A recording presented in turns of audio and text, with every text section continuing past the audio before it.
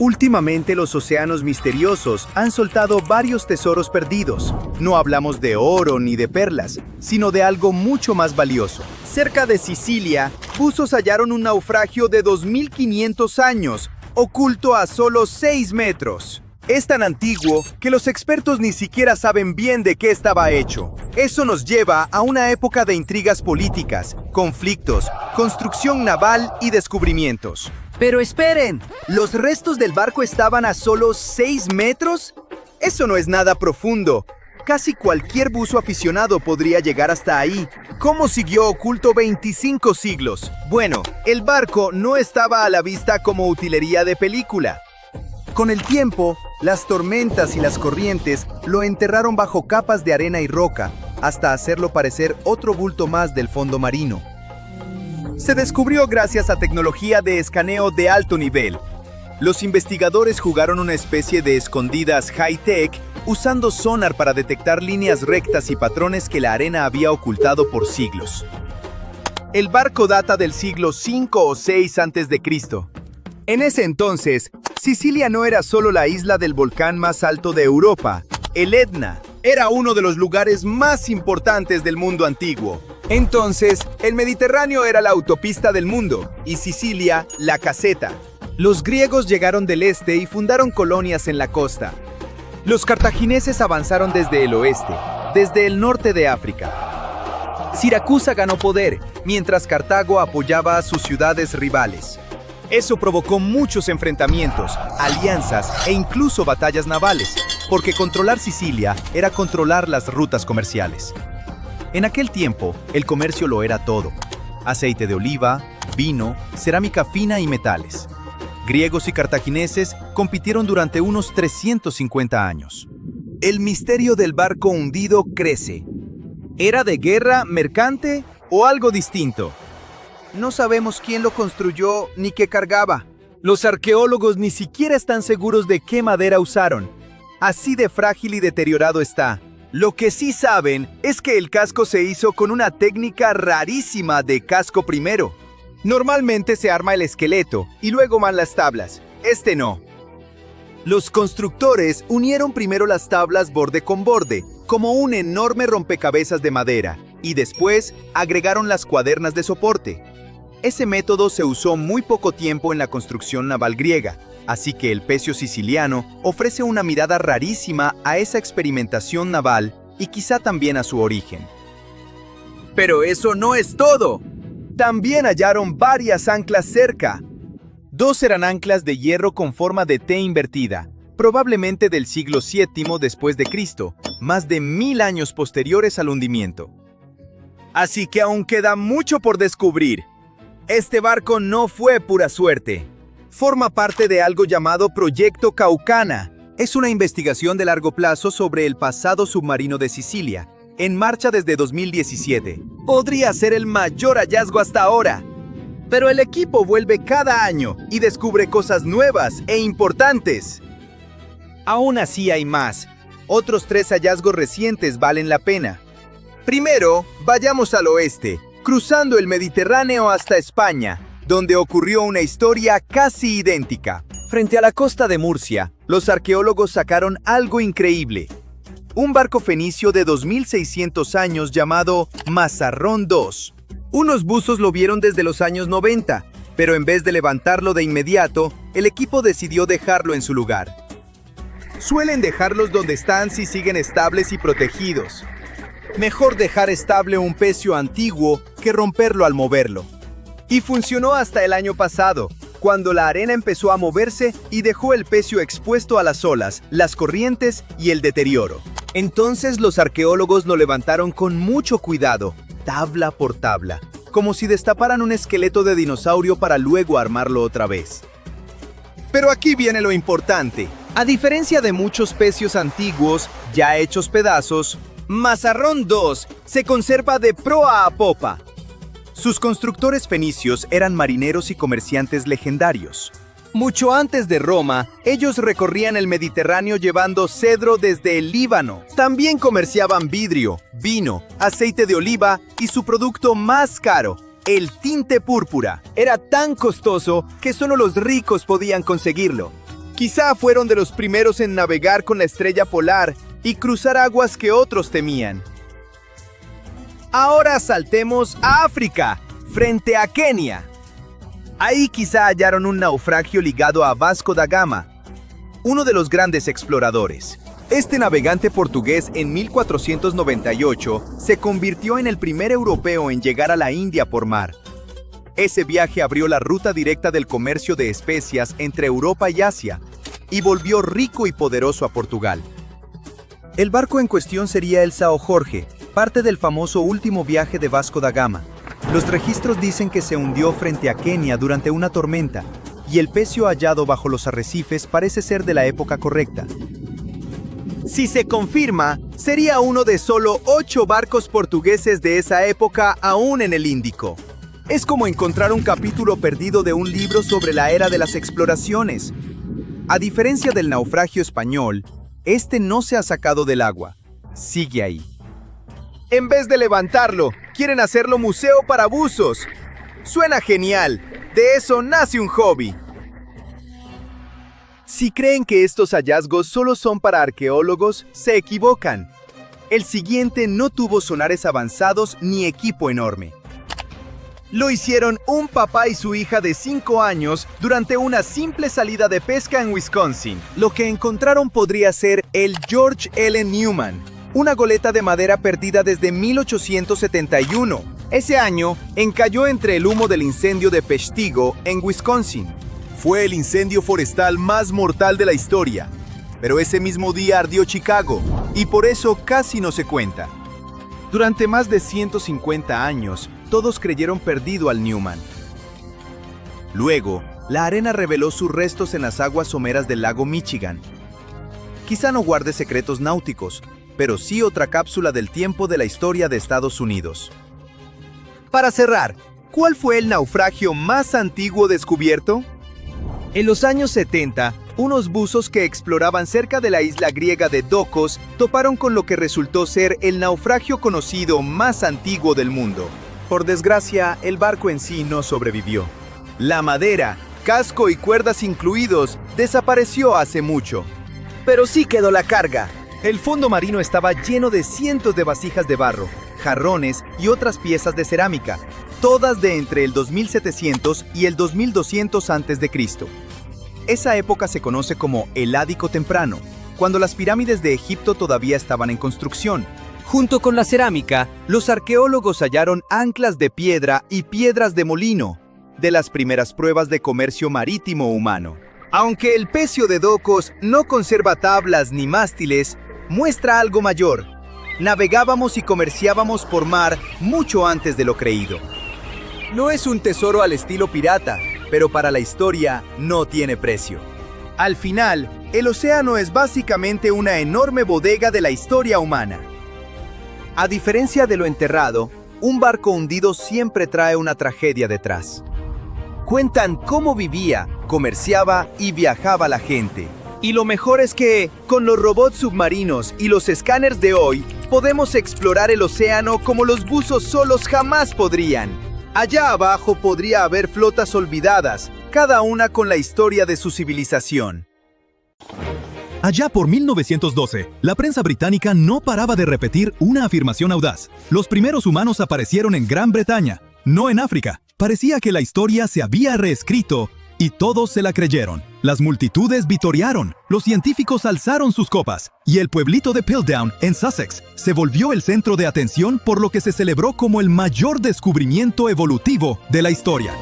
Todo ocurrió gracias a este tipo, Charles Dawson, un arqueólogo aficionado, curioso, que soñaba con hacerse un nombre en la ciencia. Afirmaba haber hallado fragmentos de hueso de una criatura de transición entre simios y humanos.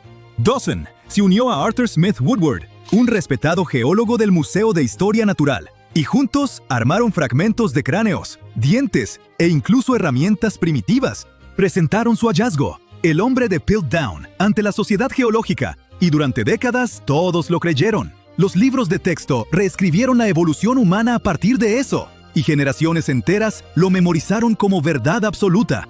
Pero aquí viene el giro.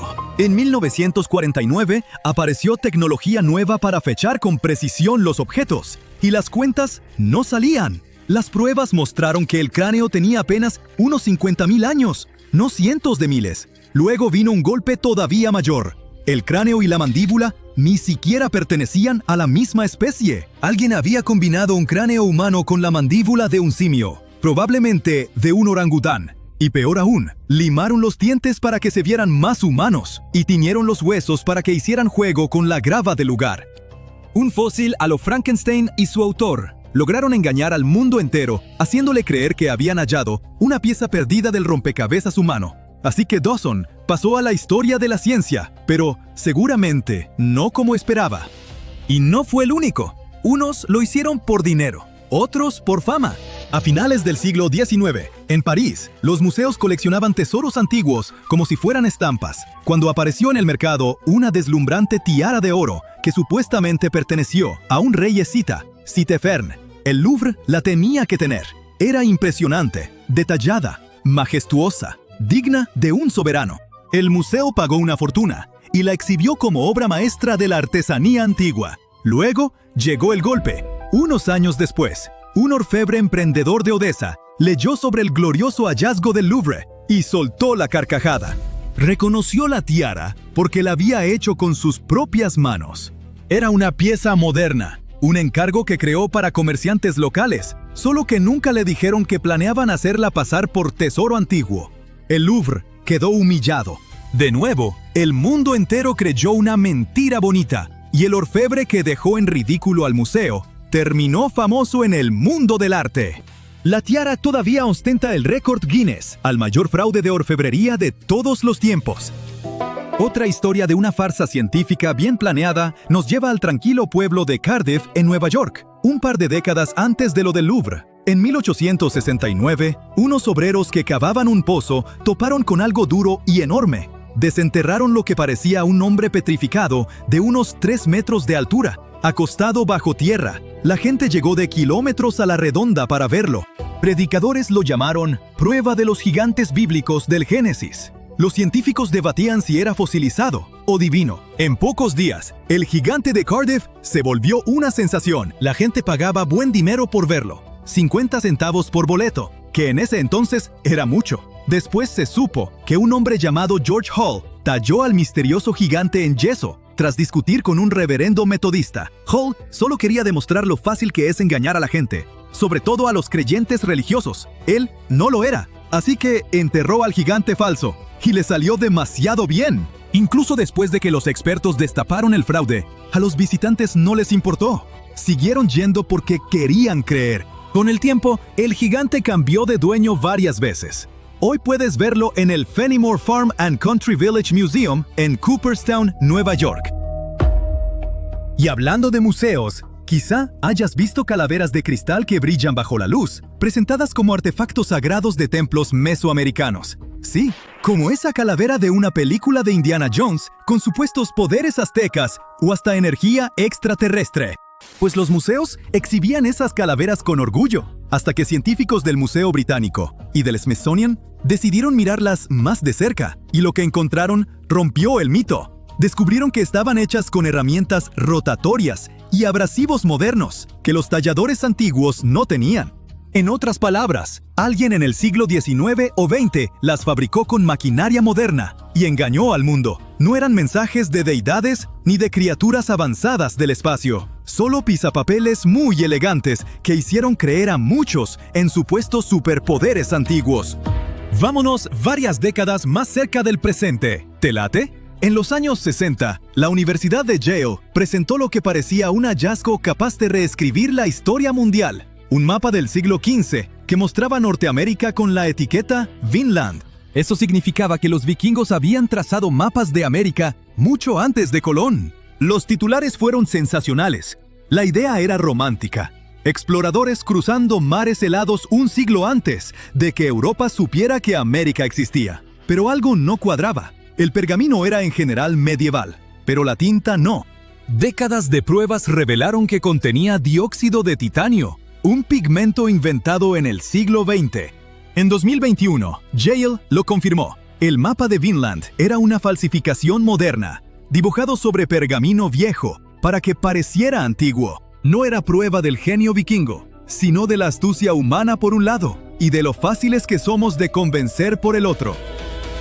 Y, hablando de persuasión, uno no tiene que esforzarse mucho cuando una fuente tan confiable como National Geographic comparte algo, ¿verdad? Pues en 1999 presentó lo que creyó el hallazgo definitivo, un fósil que unía dinosaurios y aves. Lo llamaron Archaeoraptor, y se suponía que iba a cambiar todo lo que sabíamos sobre la evolución.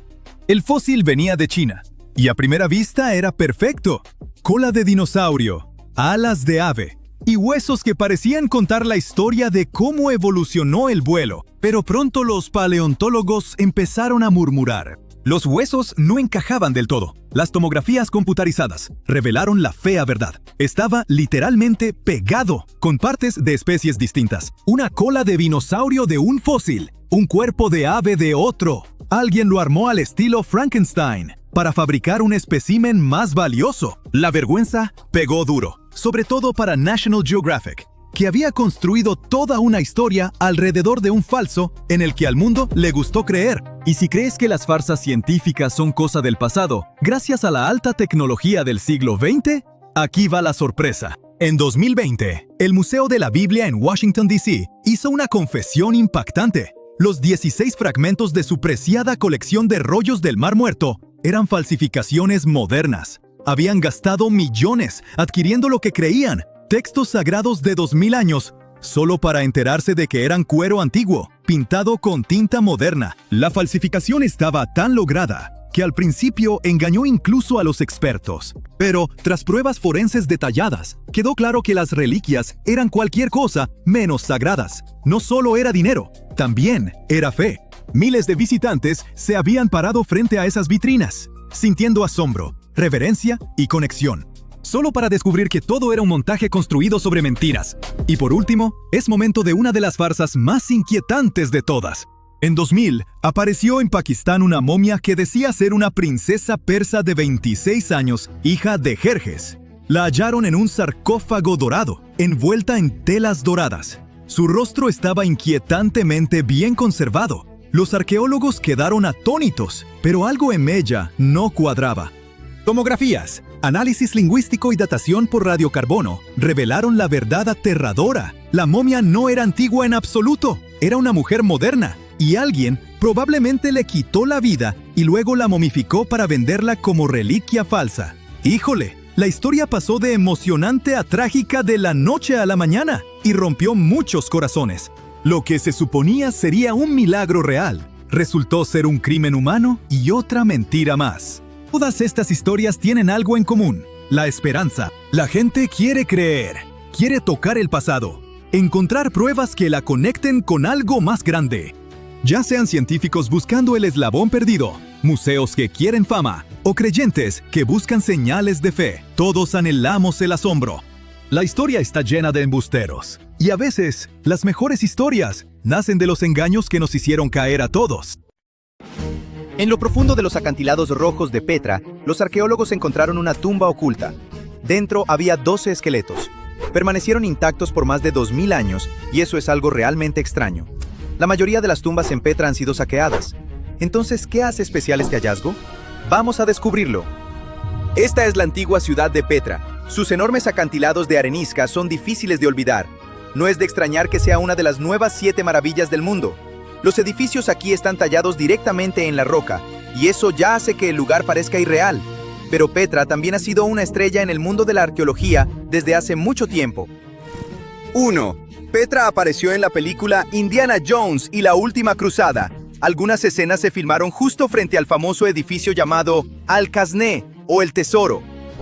Pero recientemente pasó algo aún más emocionante ahí en la vida real.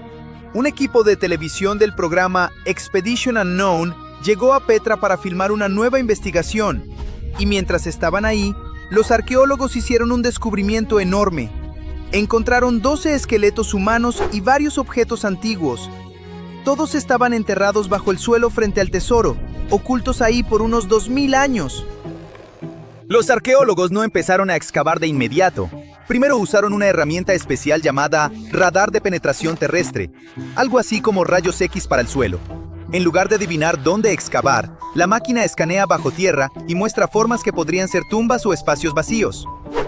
En fin, cuando el equipo revisó los datos del radar, apareció algo interesante. Los patrones se veían muy similares a lugares en Petra donde ya se habían encontrado tumbas antes. Esa fue una gran pista de que algo podría estar escondido bajo tierra. Después de ver el resultado, las autoridades de Jordania dieron permiso para la excavación.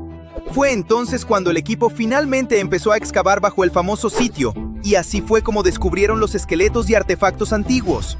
Curiosamente, muchas tumbas en Petra se han encontrado completamente vacías porque a lo largo de los siglos todo lo valioso fue robado por saqueadores o simplemente desapareció con el tiempo. Pero esta tumba era muy diferente. Adentro, el equipo descubrió 12 esqueletos humanos y algunos objetos antiguos. Algunos huesos hasta tenían moho. Eso pasó porque Petra está tallada en acantilados de arenisca.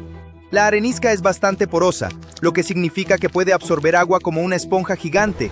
El área a veces se inunda y la humedad probablemente se filtró lentamente hacia las tumbas. Junto con los esqueletos, los arqueólogos encontraron cosas hechas de bronce, hierro y cerámica. Un objeto destacó: un cáliz de cerámica descansando en los brazos de una de las personas enterradas. Era casi como si la persona lo hubiera estado sosteniendo cuando la pusieron a descansar. Misteriosamente, la copa se parecía mucho al Santo Grial de la película de Indiana Jones. El famoso edificio sobre la tumba, el Al-Qasné, está cerca de la entrada principal a la ciudad. Se cree que tiene al menos 2000 años. Esta estructura enorme está tallada directamente en los acantilados de arenisca. Hoy es uno de los monumentos más reconocibles del mundo. Pero aunque el tesoro es tan famoso, los arqueólogos todavía no entienden completamente su historia. Una razón es que muchas de las tumbas cercanas no contenían muchos artefactos, y sin cosas que estudiar, se vuelve mucho más difícil averiguar exactamente cuándo se hizo el edificio o cómo se usaba. Por eso el equipo estaba tan emocionado. El descubrimiento podría ayudarles a aprender más sobre la gente antigua que vivió en Petra y construyó la ciudad. La ubicación de la tumba ya podría ser una pista importante. Verás, ser enterrado justo frente al tesoro probablemente era un gran honor. Los restos humanos también podrían contar una historia interesante. Los esqueletos seguían en sus posiciones originales sin haber sido movidos o alterados por saqueadores.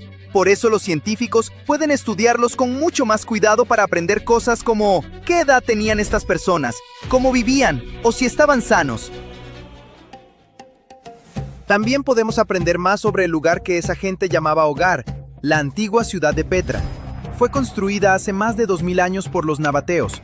Comenzando alrededor del siglo IV a.C., esta ciudad desértica se convirtió en el centro de su reino y una parada importante para el comercio en todo el Medio Oriente. La ubicación ayudó mucho. Petra está en un valle rodeado de montañas y la entrada principal es un cañón largo y estrecho llamado el Sik.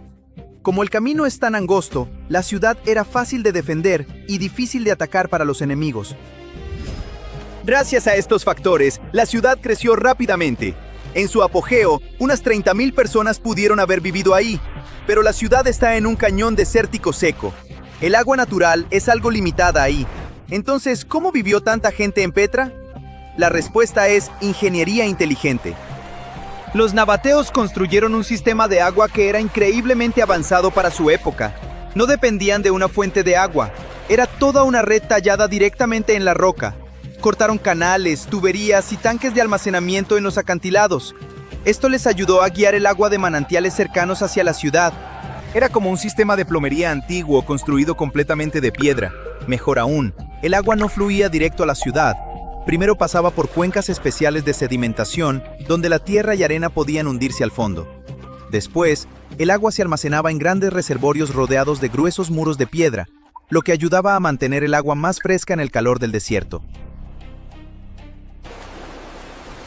Las inundaciones repentinas también eran un gran peligro en el cañón.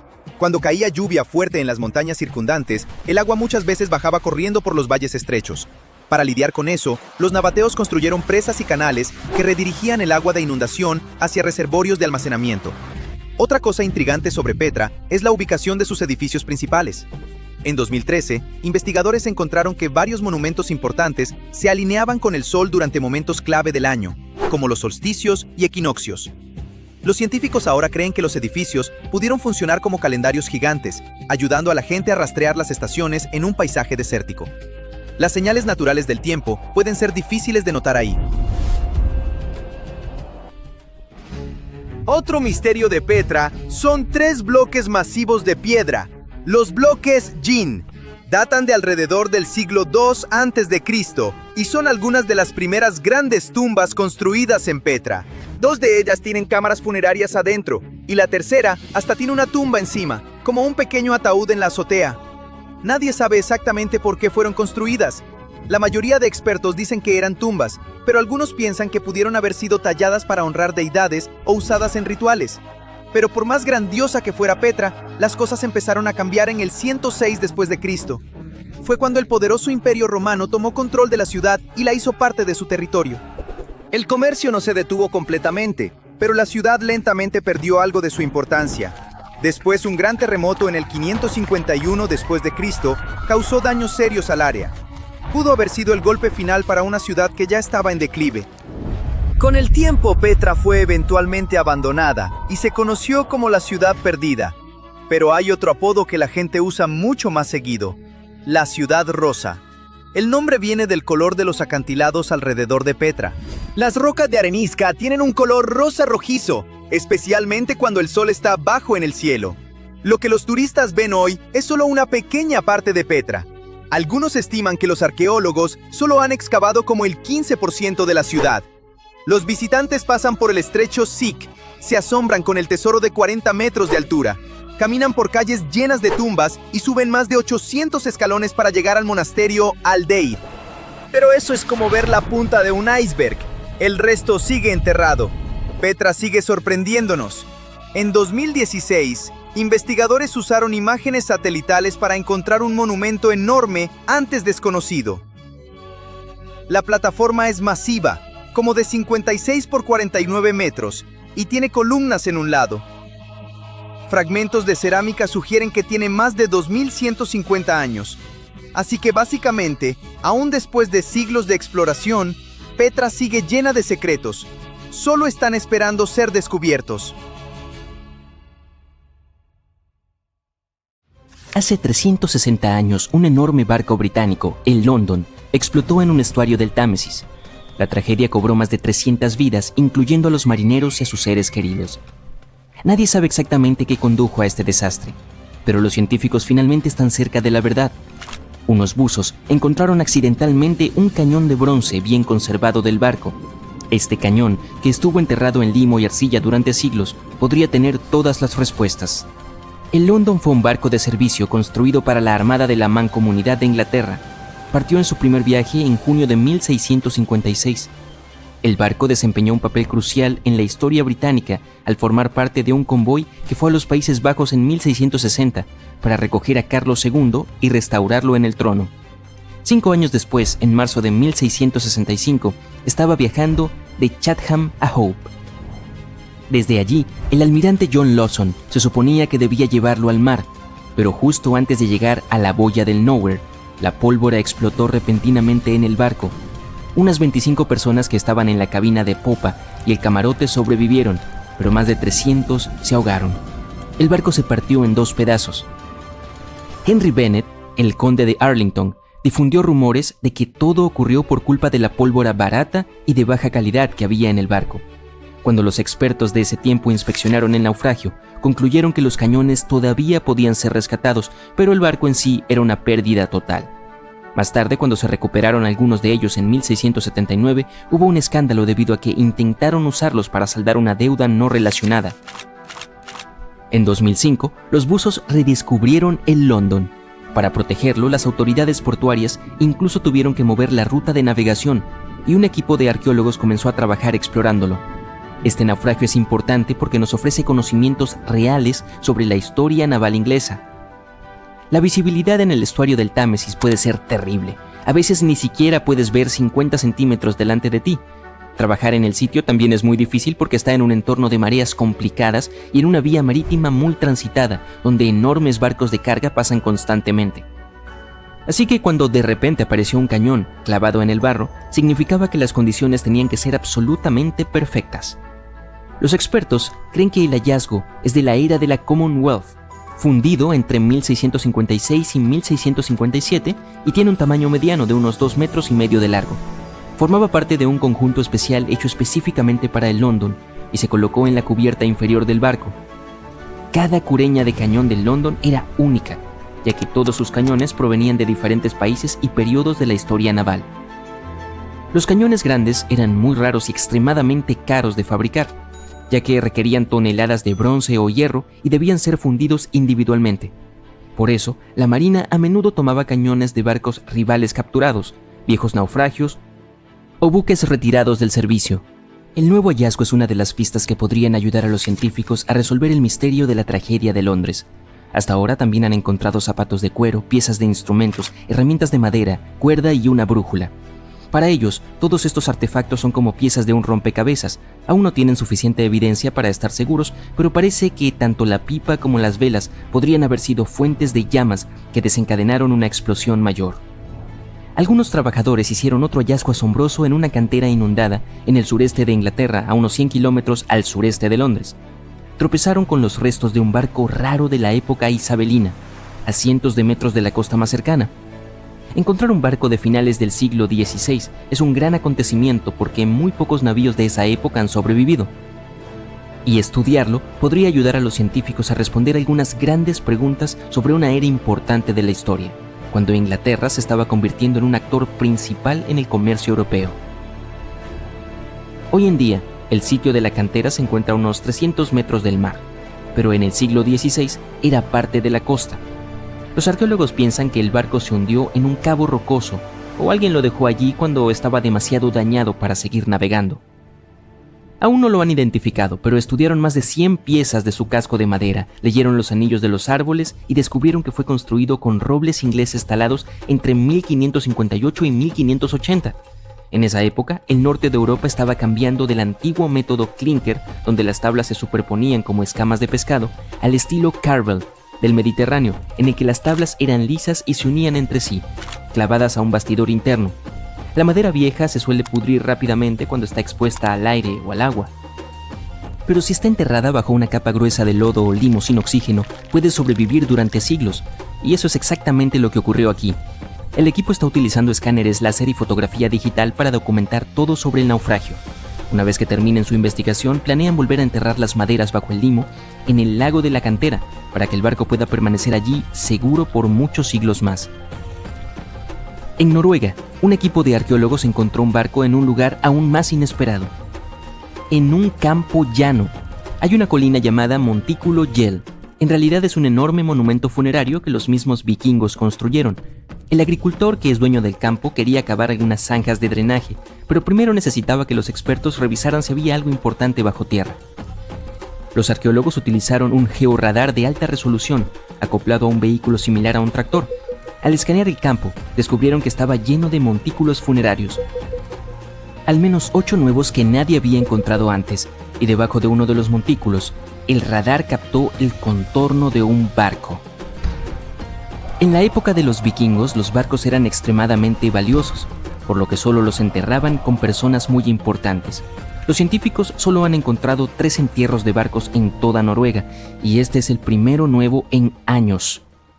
El equipo cree que este barco es de la época vikinga, probablemente entre los años 500 y 1000 después de Cristo.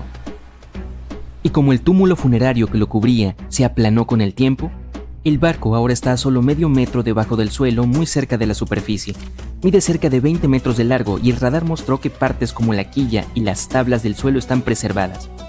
Los arqueólogos planean explorar más utilizando herramientas no invasivas para no dañar nada por accidente. Si es necesario, comenzarán una excavación.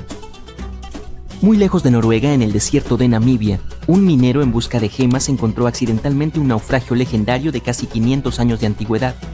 Los trabajadores llamaron a un arqueólogo para examinarlo y pensaron que debían ser los restos de un buque mercante portugués, el Bom Jesus, que había desaparecido misteriosamente en el siglo XVI.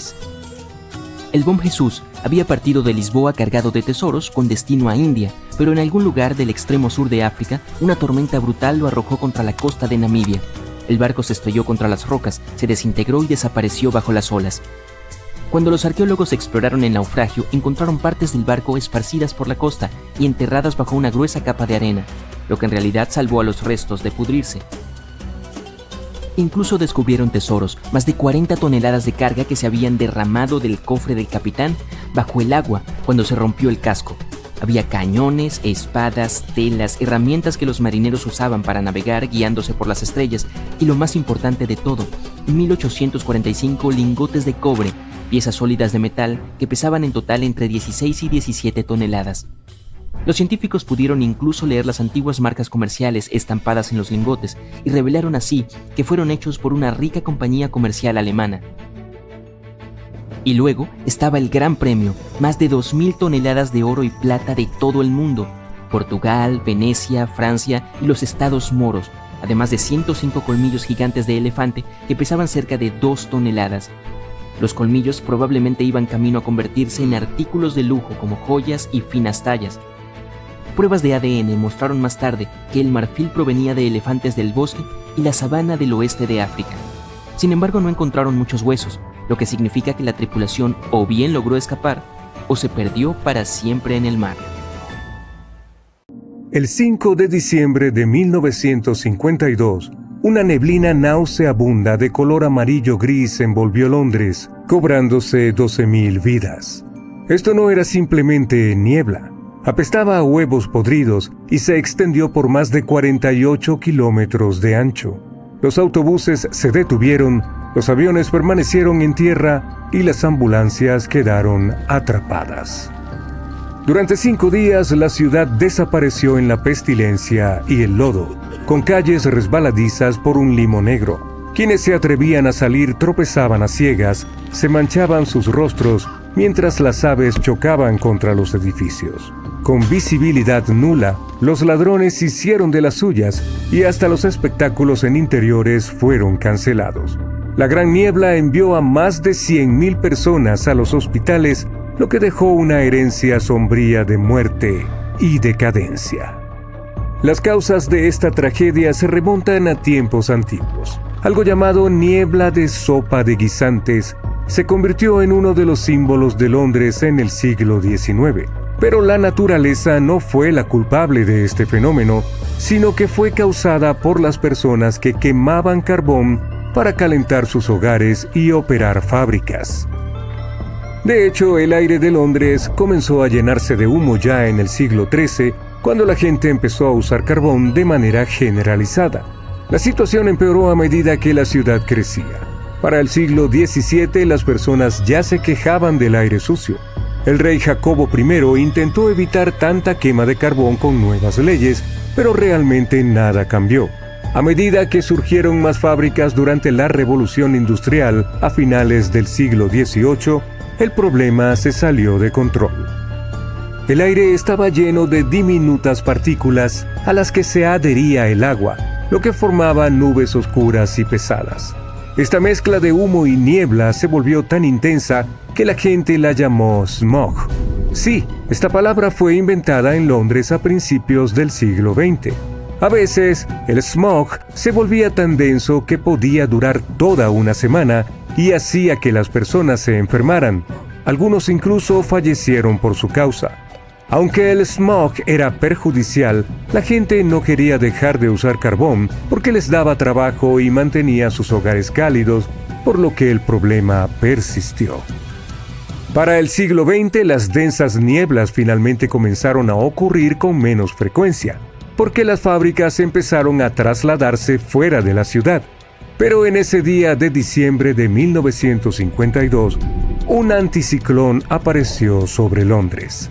Esto significaba que el aire frío cerca del suelo se quedó atrapado bajo el aire más caliente más arriba, como una tapa que lo mantenía todo debajo. Debido a esto, todo el humo de las fábricas, los automóviles y las chimeneas de las casas no pudo elevarse y dispersarse como de costumbre. En cambio, se mantuvo cerca del suelo. se mezcló con el agua y el aire y produjo una niebla extremadamente densa y sucia. Además, los días de diciembre son más cortos y hace mucho frío, por lo que la gente tuvo que usar aún más carbón para la calefacción e iluminación de lo que normalmente usaban. Todo esto llevó a un desastre. Era evidente que las partículas de azufre del carbón quemado hicieron que la niebla se volviera amarillenta y oliera a huevos podridos.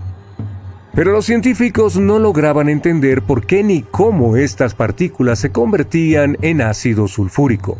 Décadas después, un equipo internacional de investigadores recreó esa niebla alarmante en un laboratorio. Utilizaron muestras de aire y mediciones atmosféricas de la niebla en 2 grandes ciudades chinas que tienen altos niveles de dióxido de azufre en el aire, como Londres durante la Gran Niebla. Descubrieron que el aire espeso y sucio, denominado neblina, no se forma de la misma manera en Londres que en China. En la niebla de Londres, el humo del carbón quemado libera 2 gases, dióxido de azufre y dióxido de nitrógeno. Estos gases se mezclaban con las gotas de agua en la niebla, lo que al principio lo hacía inofensivo porque el agua diluía las sustancias químicas perjudiciales. Pero a medida que el agua se evaporaba y no había nada que diluyera los 2 dióxidos, la niebla se volvía muy ácida y peligrosa para respirar, lo que dañaba los pulmones de las personas. En la actual China las cosas son un poco diferentes. Un tercer químico, el amoníaco, se une a la mezcla. Este, que proviene de granjas y automóviles, ayuda a equilibrar la acidez de la niebla, por lo que es menos dañina que la niebla mortal de Londres. Sin embargo, los científicos descubrieron que reducir el dióxido de nitrógeno y el amoníaco aún podría ayudar a China a reducir sus problemas de calidad de aire. Esperan que su descubrimiento ayude tanto a comprender las nieblas pesadas de Londres como a ofrecer ideas a China para mejorar la calidad de su aire. También podría salvar la salud de millones de personas en todo el mundo que ahora viven en ciudades con mala calidad de aire. Después de la terrible niebla de 1952, todos comprendieron lo grave que era el problema del aire en Londres.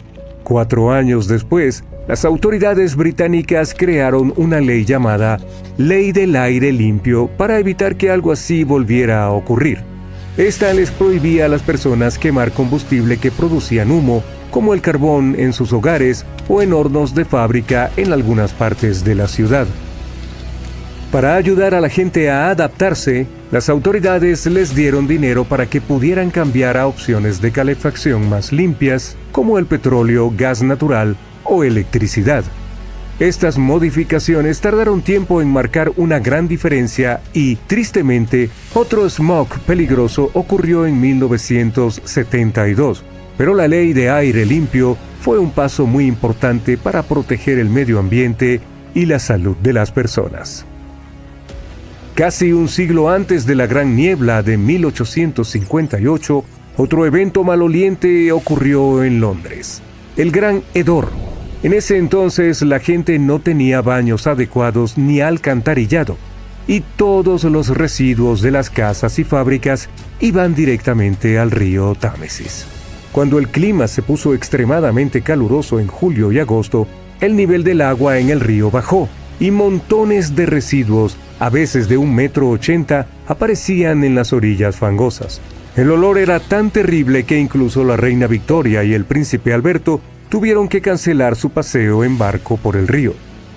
Los políticos que trabajaban en los flamantes edificios del Parlamento, que estaban justo al lado del río, tampoco podían soportar el olor. El aire dentro era tan terrible que tenían que taparse las narices con pañuelos para poder respirar. Incluso intentaron empapar las cortinas en cloruro de cal, con la esperanza de que ayudara a cubrir el horrible hedor.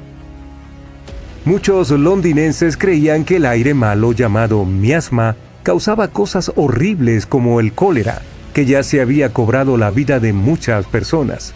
El ingeniero Joseph Bazalgette resolvió el problema al construir un nuevo sistema de alcantarillado que desplazaría todos los desechos lejos de la ciudad. Su sistema estaba tan bien diseñado que aún funciona hoy en día. aunque la población de Londres ha crecido a más de 8 millones de personas. Al otro lado del Atlántico, en Estados Unidos, también hubo un día en el que no podías ver tu mano frente a tu cara y era imposible respirar afuera. Pero las razones de este domingo negro fueron muy diferentes a las de la gran niebla de Londres. En 1931, casi dejó de llover por completo en las grandes llanuras del sur. Esta sequía duró casi 10 años. Sin lluvia, las granjas se secaron y el suelo se convirtió en polvo.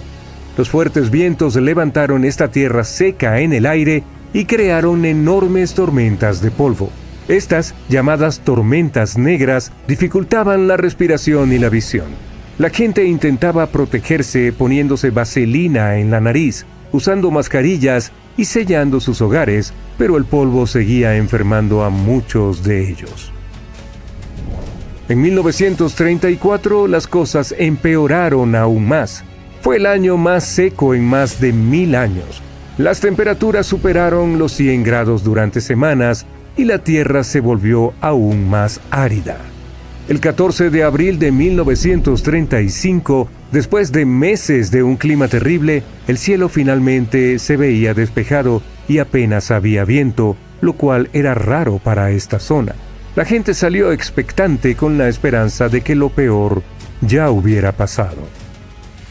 Un ministro de Oklahoma anunció que unas cuantas buenas tormentas de lluvia harían que la tierra volviera a ser fértil. Pero desafortunadamente, esa mañana, un viento frío de Canadá se encontró con aire caliente en las Dakotas y comenzó una tormenta de polvo masiva. Esta creció hasta tener cientos de kilómetros de ancho y miles de metros de altura. Un día soleado se volvió al instante en uno completamente oscuro. Los conductores tuvieron que esconderse en sus autos y otras personas se refugiaron en sótanos. Encontraron amparo en graneros, estaciones de bomberos, refugios contra tornados y debajo de sus camas para mantenerse seguros. La tormenta no se detuvo durante horas y se cobró al menos 20 vidas.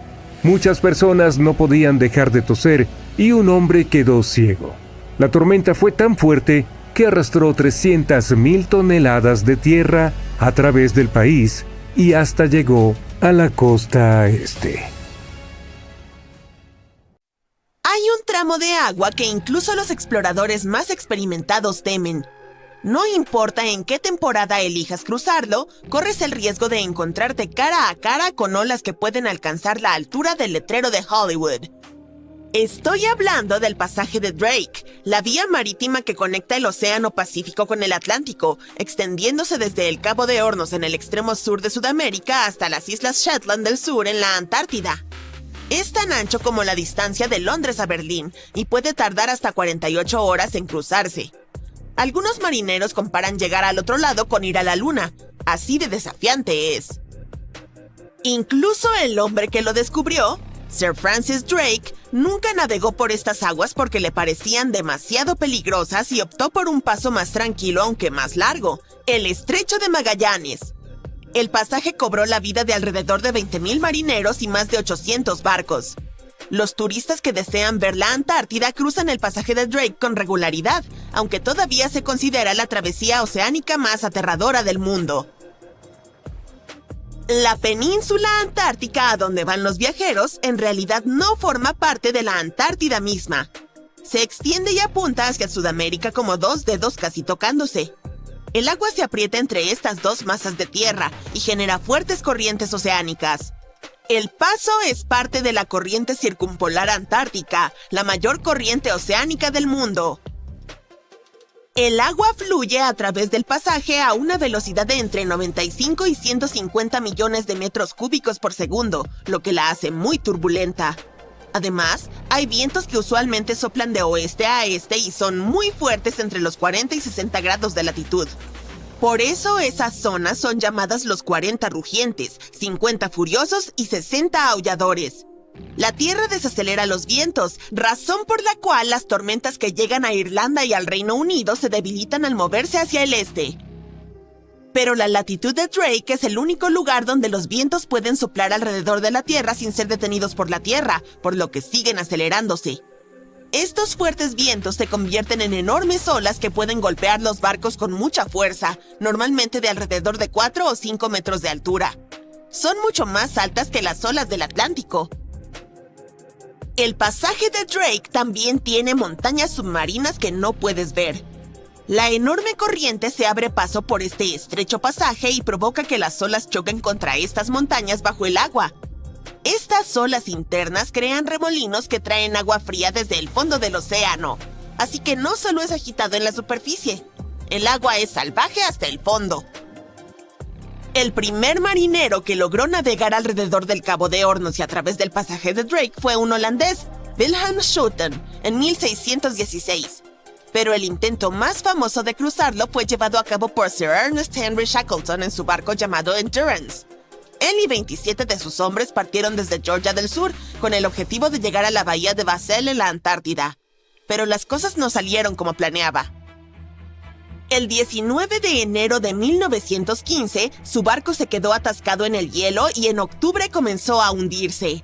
Acamparon en hielo flotante durante 2 meses antes de navegar en botes salvavidas a un lugar remoto y helado llamado Isla Elefante. Shackleton y 5 hombres hicieron un viaje arriesgado hacia Georgia del Sur para buscar ayuda. Les llevó 15 días cruzar el paso Drake con vientos huracanados. Finalmente llegaron a salvo y organizaron un rescate para el resto de la tripulación. Los científicos encontraron el pecio del Endurance recién en 2022, a 3.000 metros bajo el agua. En diciembre de 2019, 6 valientes atletas decidieron cruzar el pasaje de Drake remando un bote por primera vez en la historia. Les llevó 12 días de remo continuo, con una rotación de remeros cada 90 minutos. Lo lograron, y probablemente fue la manera más difícil posible de cruzar el pasaje. Los atletas mencionaron que estaba frío, mojado y sucio, y las olas los golpeaban como muros. El clima en el pasaje de Drake cambia mucho, pero los capitanes de barcos siempre pueden preverlo y rotar su rumbo. Pueden adelantar la hora de salida para tener un margen de seguridad y no quedarse atrapados en medio del pasaje en las peores condiciones. A veces, el viaje es suave y tranquilo, y lo llaman Lago Drake. Otras veces, los marineros sienten olas agitadas y se llama Batido Drake. Algunos capitanes experimentados que cruzan a menudo el paso dicen que el efecto Lago Drake ocurre una vez cada 10 cruces, y experimentan el Batido Drake 1 o 2 veces cada 10 viajes. Un balandro o un kayak probablemente no sobrevivirán el viaje entre olas gigantes, pero las embarcaciones modernas y los cruceros tienen cascos resistentes y mecanismos de estabilización avanzados. Así que el viaje ya no es tan peligroso. Pero aún así es toda una aventura, especialmente si te mareas. Si no te apetece arriesgarte, pero deseas viajar del Océano Pacífico al Océano Atlántico por agua de manera rápida, el Canal de Panamá te está esperando. La gente comenzó a pensar en crear un pasaje acuático a través de Panamá en el siglo XVI. En aquel entonces, un explorador español descubrió que solo un delgado tramo de tierra separaba los 2 océanos. Pero parecía imposible construirlo debido a las montañas y la densa jungla, por lo que la idea tuvo que esperar un par de siglos. Finalmente, en 1880, Francia, liderada por el hombre que concretó el Canal de Suez en Egipto, intentó construir el canal. Pero las personas que comenzaron la construcción pronto descubrieron que era mucho más difícil de lo que parecía en el mapa. La tierra de Panamá era uno de los lugares más difíciles y peligrosos para cavar una gran vía acuática. Los trabajadores tenían que mover literalmente enormes montañas en una jungla llena de serpientes, donde hacía muchísimo calor y llovía intensamente. Durante la temporada de lluvias, las fuertes precipitaciones convertían los ríos en rápidos salvajes y empapaban a los trabajadores. A veces, no veían el sol por 2 semanas y sus ropas permanecían mojadas todo el tiempo. Grandes rocas caían y diminutos mosquitos que portaban malaria enfermaban gravemente a la gente. Y luego sucedió un terremoto. Estaban perdiendo miles de personas. Por eso, Francia decidió abandonar el proyecto después de 7 años. Luego, Estados Unidos compró los activos franceses en la zona del canal y lo terminó en 1914. Le costó a Estados Unidos alrededor de $375 millones. El paso de agua, de 80 kilómetros de largo, les ahorraba a los barcos que viajan entre Nueva York y San Francisco 12.700 kilómetros. Alrededor de 14.000 barcos lo utilizan cada año y pagan aproximadamente $1.800.000 en peajes. Así que parece que todo valió la pena. Otro desafiante curso de agua de esta parte del mundo es el río Amazonas. Tiene aproximadamente 7.000 kilómetros de largo, fluye a través de 3 países y más de 30 millones de personas viven en su cuenca. Pero no hay ni un solo puente que lo cruce. El río tiene muchos pantanos y suelos blandos, por lo que los ingenieros deberían construir puentes muy largos y cimientos muy profundos, lo cual cuesta mucho dinero. Construir puentes sobre aguas profundas es complicado, pero en otros lugares del mundo, los ingenieros pueden utilizar cosas como plataformas flotantes para ayudar. El cauce del río y los niveles de agua cambian mucho durante el año. En la estación seca, de junio a noviembre, el río suele tener entre 3 y 9 kilómetros de ancho. Pero en la temporada de lluvias, de diciembre a abril, el río puede llegar a medir hasta 48 kilómetros de ancho y el nivel del agua puede subir hasta 15 metros. Por eso no se pueden construir puentes flotantes ni pontones. Las riberas están compuestas de tierra blanda que se mueve y se erosiona con las estaciones, lo que hace las cosas aún más difíciles. Tendría que ser un proyecto absolutamente único para superar todos estos desafíos. Por suerte, no hay una necesidad urgente de un puente sobre el Amazonas en este momento. El río mayormente atraviesa zonas poco pobladas, por lo que no hay tantas carreteras principales que necesiten ser conectadas por puentes. En algunas regiones del Océano Pacífico los barcos se hunden con mucha facilidad, lo que causa temor en los navegantes. Aunque hay muchas rutas en esa zona, existen algunas que pocos se atreven a cruzar porque atravesarlas puede significar enfrentarse a fuerzas de la naturaleza extremadamente peligrosas. Si necesitas viajar de Asia a América en barco, la ruta más evidente sería la más corta y rápida, es decir, una línea casi recta bajo el Océano Pacífico Norte. Sin embargo, es mejor evitar cruzar este lugar y optar por rutas más largas y costosas, pero mucho más seguras. No hay una sola razón, sino varias. El Pacífico alberga algunas de las aguas más peligrosas del planeta. Cuando abrimos un mapa del mundo, generalmente vemos que el Océano Pacífico está como dividido, lo que nos impide darnos cuenta de lo grande que es, pero en realidad este gigante cubre casi un tercio de la superficie de la Tierra. Es unas 10 veces más grande que el océano más pequeño del mundo, el Ártico.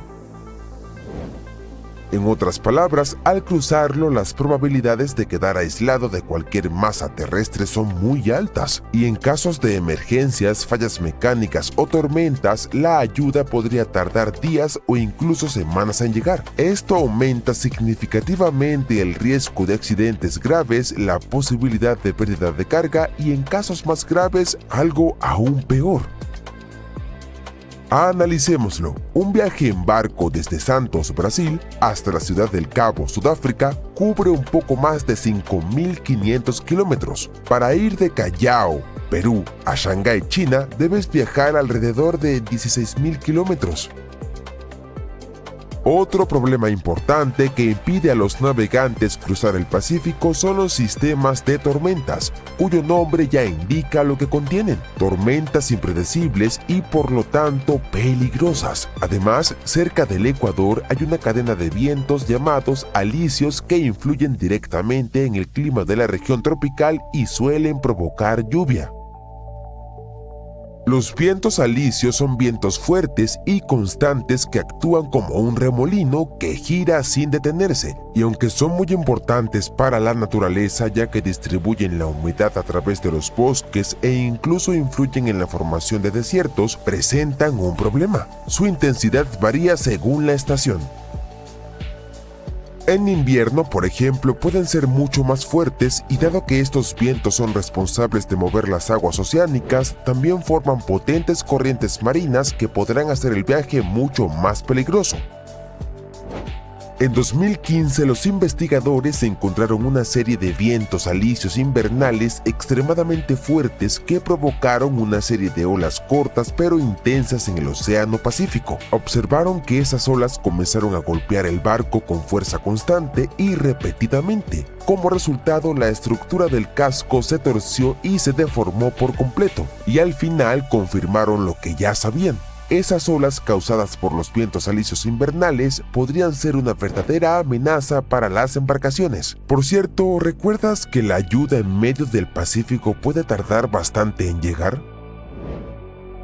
Bien, hay más de una razón para la hostilidad de los vientos. Un océano tan grande no tiene muchas barreras geográficas como montañas o grandes islas. Esto significa que no hay estructuras terrestres a su alrededor que puedan retener o frenar los vientos y las corrientes.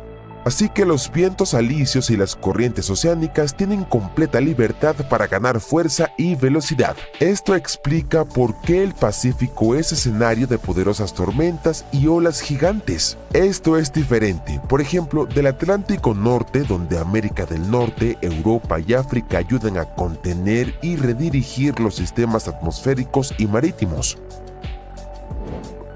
Es muy común que los científicos vean el fondo del Océano Pacífico como un enorme rompecabezas, porque está lleno de piezas en movimiento. Alberga la mayor cantidad de placas tectónicas del planeta, y una de ellas, la del Pacífico, es la placa marítima más grande que la ciencia ha identificado. Esta particularidad hace que la región sea muy inestable ante terremotos y erupciones volcánicas. Aunque el océano se vea tranquilo a primera vista, debido a su geología las cosas pueden cambiar muy rápido. Esto lo hace impredecible y traicionero. Por ejemplo, en 2020, el buque de carga Oneapus estaba cruzando el océano a 2.500 kilómetros al noreste de Hawái, cuando quedó atrapado en una tormenta torrencial. Como resultado, más de 1.800 contenedores se dañaron al caer al fondo del mar. Cientos más se cayeron en la cubierta y se convirtieron en un verdadero dominó de acero por la fuerza del viento. El capitán logró dirigir el barco hacia Japón. El viaje duró una semana y recién llegar allí comprendieron la magnitud de la pérdida. Pero no fue solo el Oneapus. Al año siguiente, el barco Maersk Essen perdió alrededor de 750 contenedores, mientras que el Marex Eindhoven perdió más de 260. En ambos casos, las rutas se dirigían a Asia. Solo estos tres incidentes ya han excedido ampliamente el promedio anual global de contenedores perdidos en el mar, que es aproximadamente 1.400 por año. Y lo más curioso es que estos sucesos ocurrieron en invierno.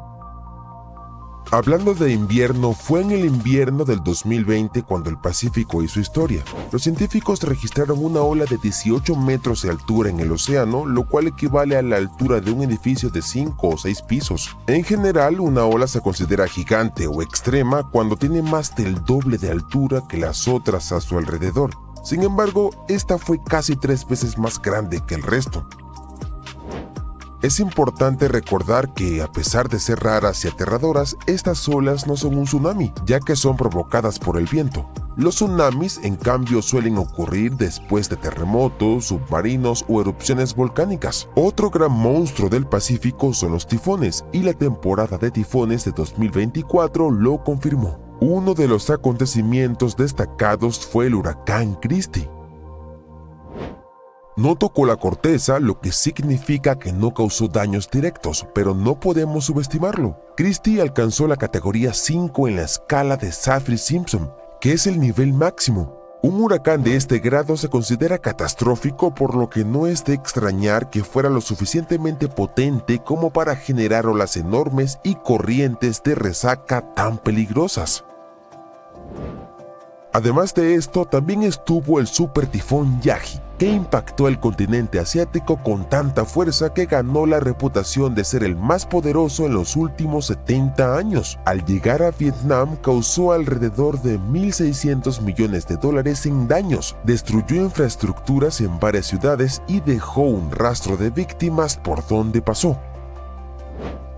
Como si esto no fuera suficiente, el Pacífico también alberga una de las regiones más inestables del planeta, el famoso Anillo de Fuego. Es una enorme área con forma de grieta que presenta una intensidad actividad volcánica y sísmica. Es el lugar tectónicamente más activo del mundo, ya que las placas de las cortezas se mueven constantemente allí. Se separan y chocan o se rozan entre sí, lo que hace que la región tenga terremotos y erupciones volcánicas todo el tiempo. Los sismógrafos registran algún tipo de temblor allí cada 5 minutos. Esta peligrosa región es responsable del 90% de los terremotos del planeta, así que 9 de cada 10 temblores ocurren dentro de este anillo que se extiende por el norte del Pacífico. Y la peor parte es que no solo afecta a América del Norte o a Asia. En 2023 se sintieron temblores vinculados al Anillo de Fuego en varios países de América Latina, como Argentina, Chile, Ecuador y Perú. Hubo un rastro de destrucción y se perdieron las vidas de unas 15 personas. No faltan razones para que los barcos eviten la ruta más corta a través del Pacífico y opten por las más largas. Como reza el dicho popular, más vale prevenir que curar. El naufragio del MS Estonia es uno de los peores desastres marítimos en Europa. Los restos de este enorme barco siguen en el fondo del mar Báltico, pero durante mucho tiempo las autoridades no permitieron que nadie se acercara. Es más, en algún momento hasta planearon sepultar la nave bajo miles de toneladas de concreto. Pero, ¿por qué? Si solo era un ferry de pasajeros. Quizás alguien realmente quería ocultar algún secreto relacionado con el barco. Vamos a intentar descubrirlo. El 27 de septiembre de 1994, el MS Estonia zarpó de Tallinn rumbo a Estocolmo. A bordo iban 803 pasajeros y 186 tripulantes. Desde el inicio del trayecto, el ferry enfrentó dificultades por una tormenta muy fuerte. Sin embargo, las olas altas y los vientos fuertes no eran raros en el mar Báltico en otoño, y la tripulación estaba preparada. Pero cerca de la 1 de la madrugada, algo salió mal. Se escuchó un fuerte estruendo metálico. Según el informe posterior del accidente, ese ruido fue causado por una ola gigante que golpeó el barco. Había algo raro en esa ola. Lo sabrán más adelante. Se escuchó un fuerte estruendo. Después, cerca de la 1 de la madrugada, el visera de proa se levantó, las puertas se dieron y el agua entró a raudales. La tripulación envió una señal, pero el agua llenaba el barco rápido. Cerca de la 1:50 de la madrugada, el Estonia se hundió. De todos los pasajeros, 138 personas sobrevivieron. Una de ellas falleció después en el hospital. La noticia del desastre conmocionó a Europa. Para Suecia y Estonia, fue una de las peores catástrofes en la historia de ambos países, ya que la mayoría de los pasajeros a bordo eran ciudadanos de estas naciones. Pero, ¿qué fue exactamente lo que pasó? ¿Por qué el barco se hundió tan rápido? ¿Qué fue esa enorme ola? Por supuesto, se inició una investigación. Al principio no hubo sospechas, pero luego pasaron cosas extrañas. Estonia, Suecia y Finlandia organizaron la Comisión Conjunta de Investigación de Accidentes, conocida como JAIC. Después de una investigación exhaustiva, la comisión concluyó que el mecanismo de cierre de la visera de proa falló por la presión del oleaje fuerte, provocando que la visera se desprendiera, arrancando la rampa de proa y permitiendo que cantidades enormes de agua inundaran la cubierta de vehículos. Pero, ¿por qué pasó esto? Dijeron que la causa fue un mantenimiento deficiente. Sin embargo, los sobrevivientes aseguraron que todo empezó con un fuerte estruendo. Los seguros no generaron ese sonido. Algo más ocurrió. La gente no solo escuchó la explosión, sino que también la sintieron. Pero por alguna razón, estos testimonios no se incluyeron en el informe. Raro, ¿no? Y eso fue solo el principio. Cuando un ferry está en puerto, su visera de proa hermética se abre para que los pasajeros y vehículos puedan abordar. Esta sección se abrió durante la tormenta y permitió que el agua entrara a chorros. Sin embargo, la visera de proa fue encontrada después a casi 1,5 kilómetros del sitio del naufragio. 6 semanas después del desastre, la sacaron del mar y la escondieron en una base cerca de Estocolmo para investigar. Esa pieza del barco sigue ahí hoy. Las autoridades suecas prometieron que iban a sacar el barco completo del fondo del mar, pero entonces algo pasó y de repente cambiaron de opinión. Luego, en 1995, los gobiernos de Suecia, Finlandia, Estonia, el Reino Unido y varios otros países prohibieron por completo cualquier investigación de los restos. Como castigo, los infractores podían enfrentar 2 años de prisión. Dijeron que era por razones éticas. Según ellos, el sitio es una tumba marítima y nadie debería acercarse por respeto a los ahogados. Pero las decisiones extrañas no terminaron ahí. Las autoridades de Suecia, Finlandia y Estonia incluso decidieron sellar el barco hundido con concreto para que nadie pudiera perturbar los restos ni permitir que los saqueadores llegaran a ellos. Por supuesto, los familiares de los pasajeros estaban indignados. Hicieron reuniones, manifestaciones, protestaron contra la decisión y funcionó. Las autoridades abandonaron el plan de sellar el barco con concreto, pero la prohibición de acercarse sin autorización sigue vigente. Tras la investigación y las declaraciones de los funcionarios, la gente empezó a hablar de teorías conspirativas. El barco quizás llevaba tecnología secreta o información confidencial. Considerando que esta hipotética tecnología iba en un barco de pasajeros, alguien pudo haber querido mantener ese transporte en secreto. Otra versión afirmaba que una especie de cohete submarino impactó el barco, perforó la sección de proa y generó el fuerte estruendo que escucharon los sobrevivientes. Pero, ¿por qué alguien lanzaría un cohete así? Quizás por la carga del barco. Incluso si la embarcación transportaba algo clasificado, ¿hay alguna evidencia que respalde esta versión más allá de las teorías? Sí, hay algunas. En el año 2000, un periodista alemán logró llegar al sitio del naufragio y tomó una muestra del casco del barco hundido. Analizó la pieza y dijo que el metal sufrió fuerzas por una explosión. Sin embargo, otros especialistas de un laboratorio gubernamental descubrieron después que marcas similares podían encontrarse en otros ferries también. Dijeron que no era consecuencia de una explosión, sino el resultado de un tratamiento anticorrosivo especial aplicado al acero. Es difícil saber qué creer, pero había otro detalle. En 2004, 10 años después de la tragedia, la televisión sueca entrevistó a un exoficial de aduanas que había trabajado en el puerto de Estocolmo. Dijo que semanas antes del desastre, 2 cajas fueron transportadas por el puerto en el MS Estonia. El oficial de aduanas quiso saber más sobre la carga, pero sus superiores le ordenaron ignorarla. Eso significa que el barco quizás ya había estado transportando algún tipo de carga secreta, incluso antes de la tragedia. La prohibición de investigar los restos, los testimonios de testigos que no se incluyeron en la investigación, la entrevista del oficial de aduanas y la indignación pública. Todos estos factores eran demasiado importantes como para simplemente ignorarlos y olvidarse del desastre. A pesar de la prohibición, un hombre decidió acercarse al barco. El periodista y cineasta sueco Henrik Evertsson envió una cámara montada en un vehículo submarino y examinó cuidadosamente los restos del MS Estonia. En 2020 estrenó un documental que reveló muchas cosas de las que las autoridades nunca habían hablado. El equipo del director usó un vehículo submarino operado a control remoto que descendió al fondo marino y filmó el barco. Hallaron un gran agujero en el costado del MS Estonia. Los cineastas afirmaron que ese daño no pudo haber sido causado por las olas, por la visera desprendida, ni por el fondo marino. Si el barco hubiera golpeado rocas, podría ser creíble, pero según el director, el sitio del naufragio consistía en arcilla profunda y suave. Concluyeron que un agujero así en el casco pudo haber sido causado por un objeto del tamaño de un pequeño submarino que chocó contra el ferry a alta velocidad.